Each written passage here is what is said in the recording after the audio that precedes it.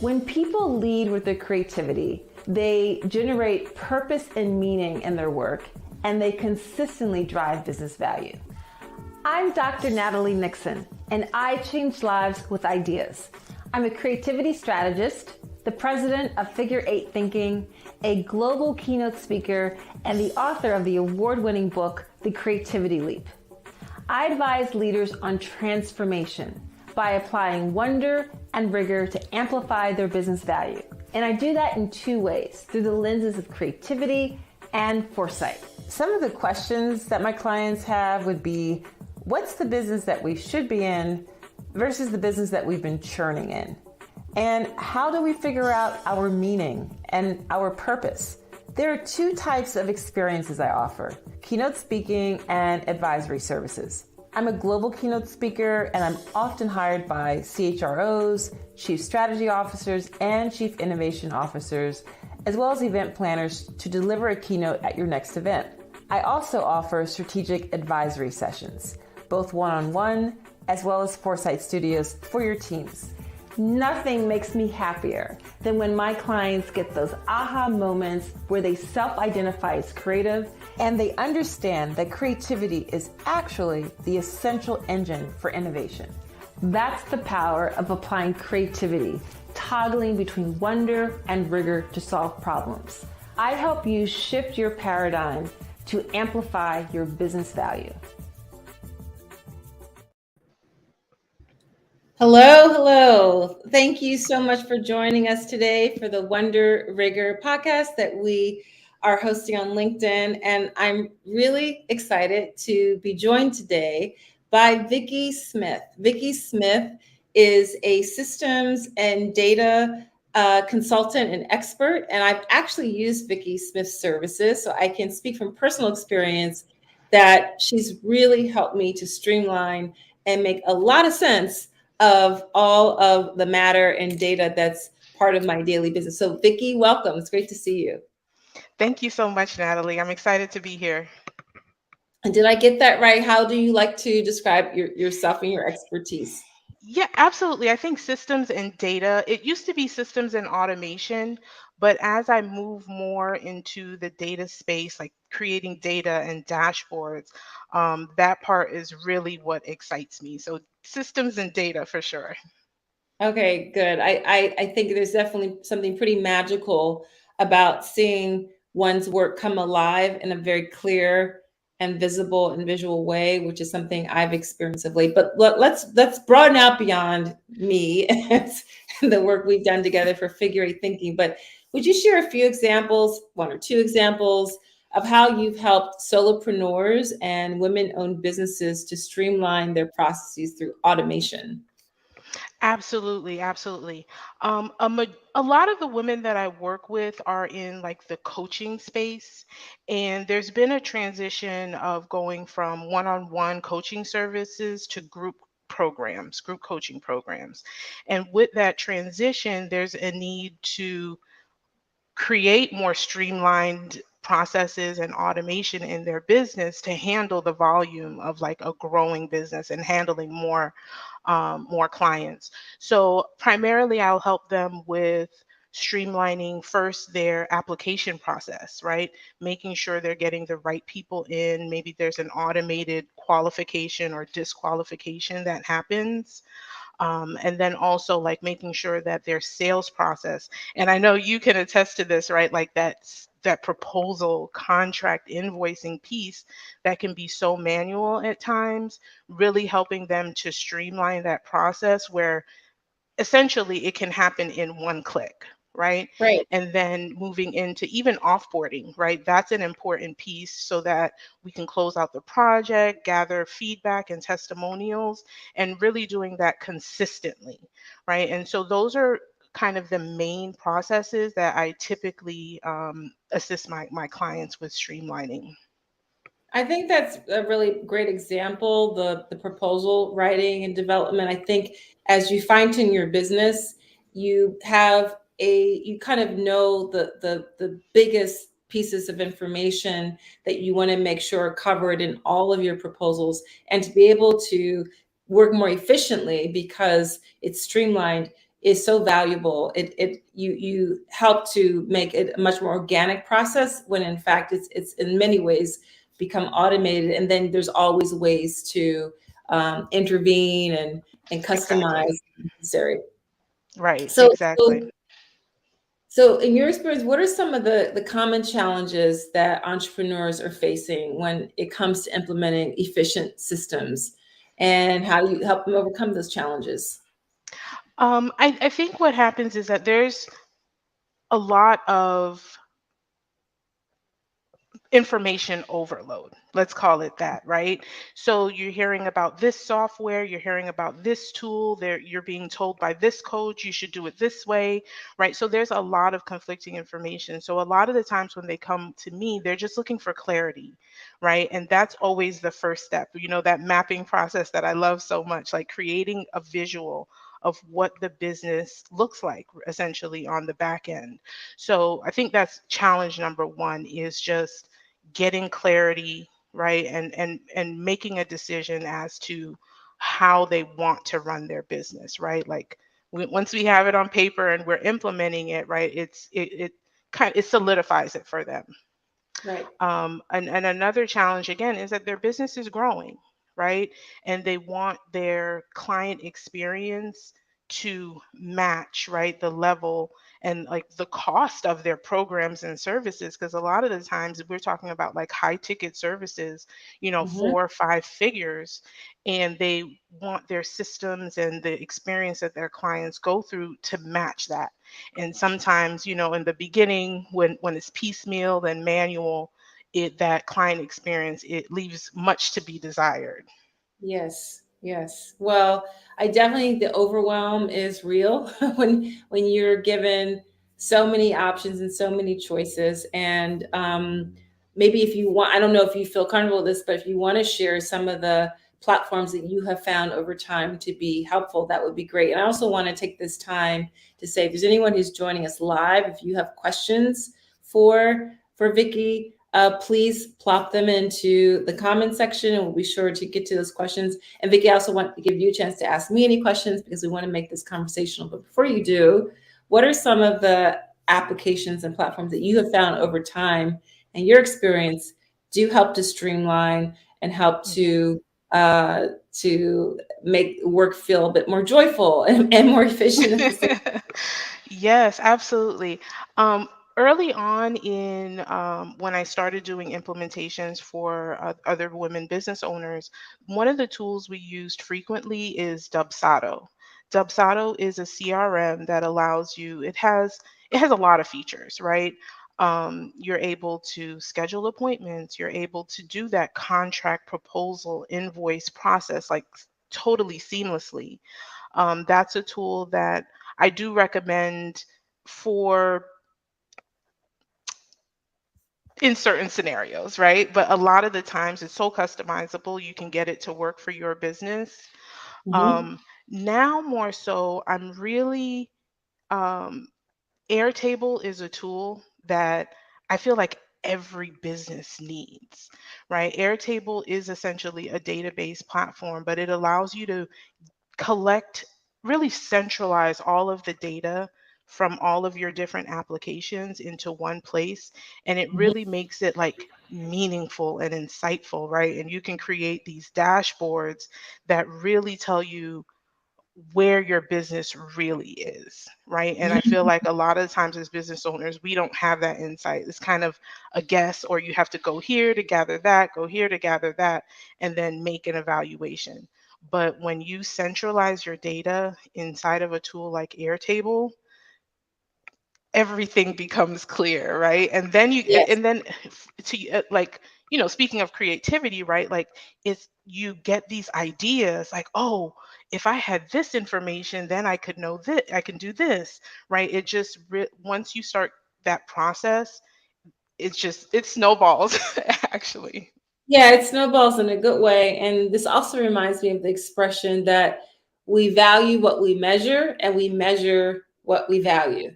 And maybe an extension of that is we measure what we can see, and when we can see it, we measure it a lot more carefully and in a much more helpful way. So it just adds value overall. So I would definitely agree with that. So do you have a question for me so we can have kind of a back and forth conversation? I do. Like, I kind of like have kind of like a three-part question, right? Like, Okay. I'm really curious to hear, like, from your perspective, like, what were some of your challenges, right? Like, what was it that initially drove you to seek my assistance?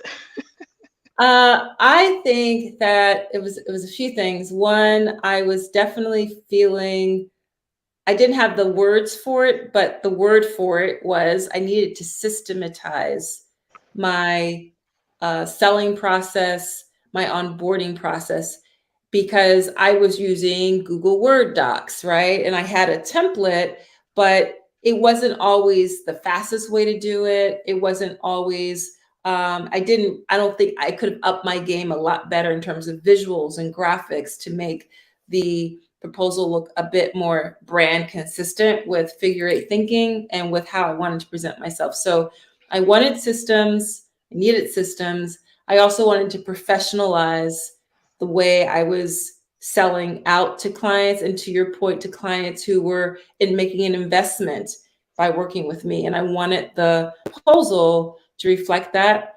And I also liked, you and I have used Dubsado and we've used Airtable. I also liked that there were kind of these nudges that we could build in that would help make the process a bit more seamless.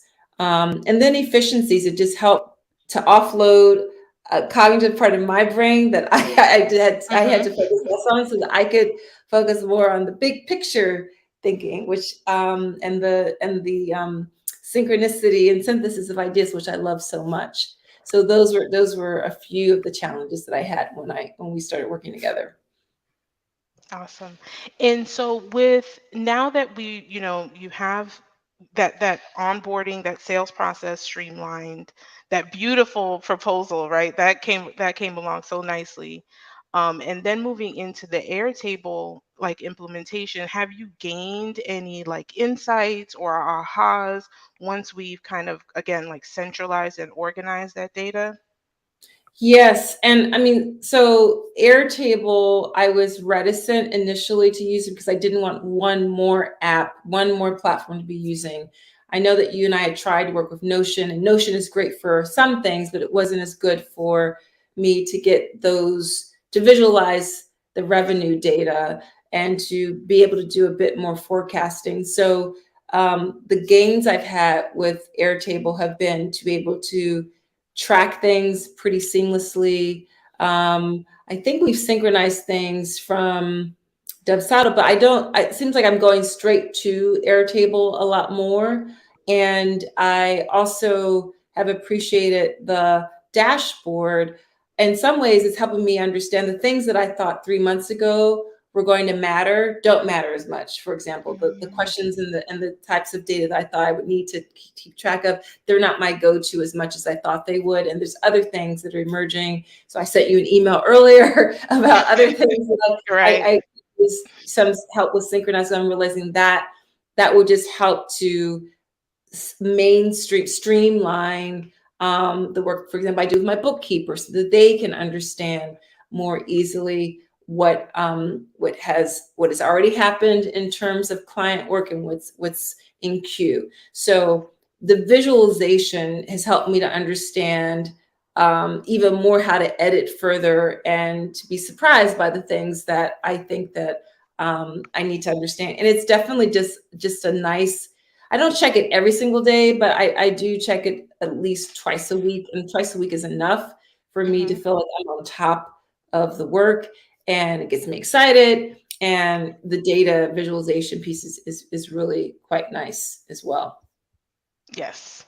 I really think that data and dashboard piece it becomes like a game changer once you hit a certain phase in your business because it really and I heard a coach say this once, it like gives you the data to inform your intuition, right? Oh And wow! I we love talk a say that lot again. about Say that one more It time. gives That was you the awesome. data to inform your intuition, right? So Nice. it's not so much data informed decisions, right? But data informed intuition, right? Because it's like we Mhm. always have an idea, we always have a sense of where we want our business to go, but then to have the data to support it, it just Yes. gives you that confidence, right? And Yes. I really like that perspective about the data piece. I do too. I often say that intuition is data, right? Intuition is another type of data. So to to add value to our intuitive data based on information that is coming from digital format is pretty cool, right? It's just adding value, which I think is actually a lot of the conversation people are having around AI is in automation and algorithms is how can it, at least the questions I have are how can this type of data and technology help to make us amplify what makes us human? How can this data and technology help us just to use our brain in more generative ways if basic tasks are being taken over? I just have added into our private chat, Vicky and Morgan, who is my project manager, she can share this with everyone. There's a great website that I really love. It's called Information is Beautiful. And it's now I'm forgetting the gentleman who is the founder of Information is Beautiful. So please excuse me, maybe Morgan can find that. We'll share that information. But I was able to attend an Information is Beautiful day long workshop about, it was probably about 8 years ago now, and it was so inspiring just to see the ways that he goes about thinking about, and David McCandless, thank you, an English gentleman, a British gentleman, the ways that he goes about thinking about how to visualize data. Because I think sometimes data feels overwhelming if we only think of it in terms of Excel charts, right? But the Right. truth is, as humans, we're hardwired to be visual. So if we can visualize in different shapes and colors and texture, and all of a sudden the data becomes more accessible. What do you think about that? The power of being able to visualize the data. I think definitely that is where, especially if it's in a format that is eye-catching, like you said, right? Like I'm looking at some of these charts on Information is Beautiful, and it's like, oh, I want to dive in further, right? Like it gets you excited, right? Yes. It absolutely. I think it's essential. It's an essential piece to Yeah. running a business. Yeah, it is. It is. So let me ask you another question, which is, could you provide some insights into how finding the right automations can improve business flow and contribute to the success of solopreneurs and women-owned businesses? Mhm. Absolutely, absolutely. One of the first thing, and I think I said this, right? I because I think it's such an important and beneficial tool, is that mapping process. And what I mean by that is mapping out like what are all of the touch points, the software, the decisions, right, that need to be made in your flow. And once you've done that, the automations just present themselves. Right? It's like, oh, clearly, like this doesn't need to be a human doing this. We have, you know, the data, right, to support this through automation. Can I just interrupt you? Can you just give us an example, a small example of when someone has an aha moment and realizes that we don't need a human to do this, we could have an automation help us to do this better? Yeah, absolutely. Like one of the things is like the application and qualification process. A lot of my clients want to qualify their leads to make sure they're a good fit. And a lot of the times there's one or two questions that will tell you everything you need to know. Right? So if there was an automation that says, if this person answered this question this way, let's wait an hour, right? We don't want it to be too automated, right? Wait an hour and then send them this particular email because they don't qualify, right? Or Mm, maybe we send them an email for some additional information, right? And that's a piece that, you know, that can take away a lot of the manual work, right? Like the actually going through and reviewing every single one, especially once you start working with volume. mhm. So that's one that I feel like can. definitely save some time. Yeah. Yeah. That's great. That's great. Mhm. Why don't you ask me another one of your questions, and then I think we're going to get into the ways that you find wonder and you find rigor in your work. But do you have another question you want to pose to me? Yeah, I mean, I'm curious now that, okay, we've kind of worked on streamlining, we've worked on data collection. Like, what do you see, like, for this next phase of business that you're going into, right? Like, do you foresee like any changes or how do I want to phrase this? Any specific areas that you would like to further streamline in your Mm. business? So I think the first part of working with systems automation was kind of through my sales process. It was through ways that I was touching my clients initially, how I would follow up after inquiries, how I would make sure that they had a full picture of what I could offer to them in a way that was organic, in a way that was brand consistent.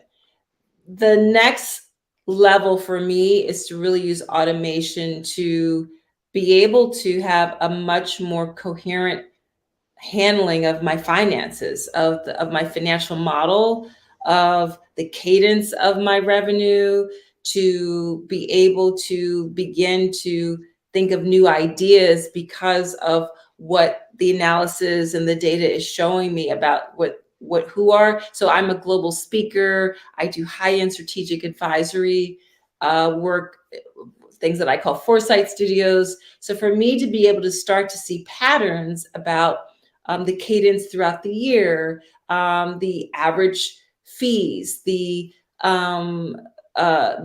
sectors who tend to inquire about me, the lead times, which in speaking, there's not always a rhyme or reason, but I think that I can begin to see certain patterns. And so that's what is exciting to me about this next stage of using this sort of technology, is to be able to feel a lot more confident about my revenue model, about my cost model, about how I can really feel confident, have a handle on the financial structure of my business in a way that I think, 2 years ago, it was just like, okay, great, that happened. Okay, now to the next. Okay, great, that happened. On to the next. And instead of really sitting with it, looking at it, exploring it, on a regular basis. And I think for me, that means, so I said I'll look at my dashboard maybe twice a week, but to do really kind of a deep dive of my financial model,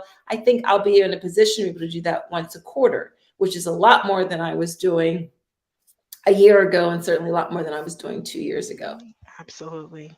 Definitely. And I love that you said that, like, that confidence, right? And the more, I'm not information overload, but having the right information available to you is essential.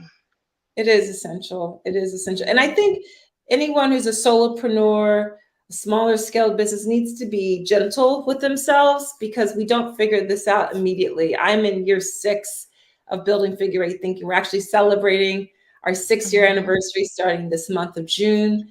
And it takes a while for you to understand, what do your clients need? What's the best way to Right. deliver value to your clients? How do you find it easier to track the state of your business?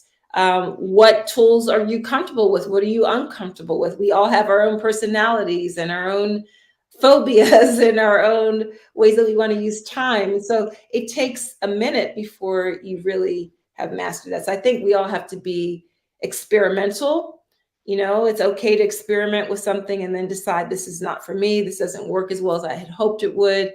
And then to be open to advice and be open to new ways of working. Yes.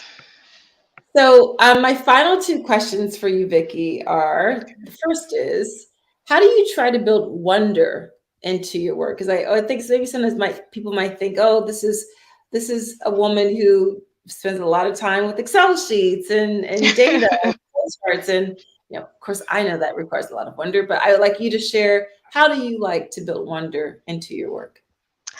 I think one of the things that's big for me is, although there are tools that I will recommend more frequently than others, I'm really open to what tools are out there, what are the possibilities, right? And I think that looking at it from like a process first perspective, it leaves you open to say, oh, we could do this, we can use this tool for that, right?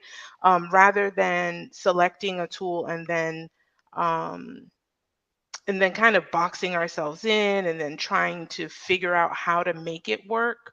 Mhm. I love the the curiosity of like, oh, what if we did this? What if we plug this tool in here, right? And just making it really unique to you and your business. I think that's an important piece rather than, again, like there are, you know, there are some systems consultants out there that's like, well, no, we're using this tool, right? We're using this tool every time and we'll figure out how to get it to work for your business. But I kind of do it the opposite way. And I think it's a lot more fun, right? There are a lot more possibilities in just like leaving the tool out at first and then just bringing in the right set of tools and applications to make it work. I love that you're asking a lot of what if questions, a lot of I wonder what would happen in XYZ situation. That's definitely infusing your work with a lot of wonder. Okay, awesome. What about ways that you infuse and build in rigor into your work? And rigor is about discipline and focus and skill mastery and time on task. How about that? I think my business is, I didn't realize it till I thought about this question, is my business is built on rigor. Because initially when I started my business, all I did was VIP days, right? And VIP days are one full day of intense focus, right? And really like no distractions, getting, focusing on a particular task or a particular set of tasks or implementations. And as my business has evolved, I still find that to be like a central part of my business. Is maybe it's 3 days now, right? But it's still 3 days of super intense focus. And Mhm. I believe that's my business is built on rigor. Mhm. Yeah, and I've been through one of your VIP days, and also requires a lot of questions, a lot of question framing, very specific questions to help you uncover the need of the client. So it's some wonder and it's some rigor Yeah. as well. So I definitely think it's a creative endeavor. Absolutely, according to the way I define creativity, it Yeah. is a creative endeavor. All Yeah. right. Well, we've come to the end of our time together. Would you just share, Vicky, where people can find out more about your work and what you do in case they want to hire you? Absolutely. You can find me on vickysmith.co. Sorry, that's my website, vickysmith.co. Thank you. And also primarily on LinkedIn at Vicky Smith Co. In / Vicky Smith Co. as well. That's primarily where you'll find me. Awesome. Thank you, Vicky, for joining us today. Thank you for sharing all these gems of knowledge. And again, if anyone wants to contact Vicky, just go to vickysmith.co or contact her here on LinkedIn. And please share this broadcast because there's a lot of great information. Thank you so much, Vicky. Thank you, Natalie. This was so much fun. You're welcome. Bye.